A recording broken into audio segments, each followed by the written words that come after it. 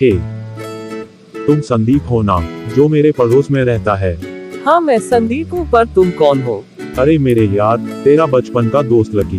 पहचाने नहीं तुम? अरे लकी तुम, और बताओ कैसे हो? अरे भाई सब बढ़िया। तुम बताओ, इस बार मकर संक्रांति में पतंग काटने का कंपटीशन हो जाए। मैंने तो चाइना का मज्झा लेकर रखा है, जिसे कैंची से भी काटना मुश्किल पड़ जाता है। नहीं दोस्त, तुम्हें पता नहीं है क्या कि ऐसे मज्झे से पतंग उड़ाने का क्या परिणाम होता है? अरे दोस्त तुम भी ना पता नहीं कैसी बातें कर रहे हो। मुझे तो कुछ समझ नहीं आ रहा कि तुम किन परिणामों की बात कर रहे हो। अरे दोस्त चलो मैं तुम्हें बताता हूँ।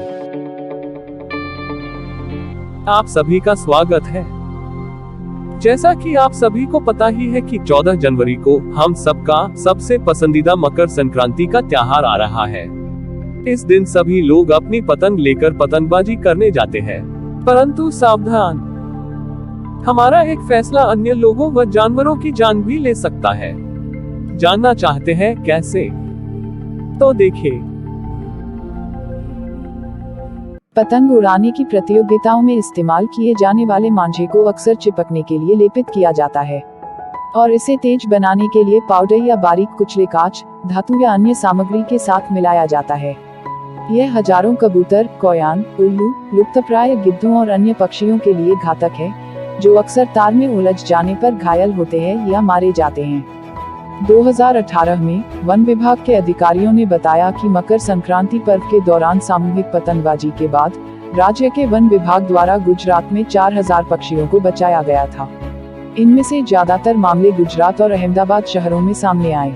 इसलिए हर साल संरक्षण संगठन इन पतंग के तारों से उलझते या घायल हजारों पक्षियों की सहायता करते हैं। ये कांच के मज्जे न केवल पक्षियों के लिए बल्कि इंसानों के लिए भी खतरनाक हैं। जुलाई 2019 में दक्षिण पूर्वी दिल्ली में एक 3 वर्षीय लड़की की मृत्यु हो गई, जब मांझा के एक अवांछित टुकड़े ने उसके चाचा की गर्दन काट दी, जिससे उनके हाथ से ट्रॉली छूट गई जिसमें वो सवारी कर रही थी। अगस्त 2019 में एक 28 वर्षीय सिविल इंजीनियर की मृत्यु हो गई, जब अपनी स्कूटी की सवारी करते समय मांझा ने उसका गला काट दिया। इसी तरह मकर संक्रांति और स्वतंत्रता दिवस के दौरान अलग अलग घटनाओं में तेज पतंग के तार, मांझा की चपेट में आने से आधा दर्जन अन्य लोगों की मौत हो गई या गंभीर रूप से घायल हो गए। सलाह विशेष रूप से संक्रांति के दौरान प्रासंगिक है, जो उस समय के आसपास आती है जब प्रवासी पक्षी उत्तर भारत से गुजरते हैं। इसमें greylag goose, bar headed goose, common teal और उत्तरी फावड़ा जैसी प्रजातियां शामिल हैं, जो उत्तर और मध्य एशिया से सभी तरह से उड़ती हैं। संरक्षणवादियों को उम्मीद है कि अगर बड़े पैमाने पर पतंग उड़ाना बंद किया जाए, तो मासूम पक्षियों को बचाया जा सकता है।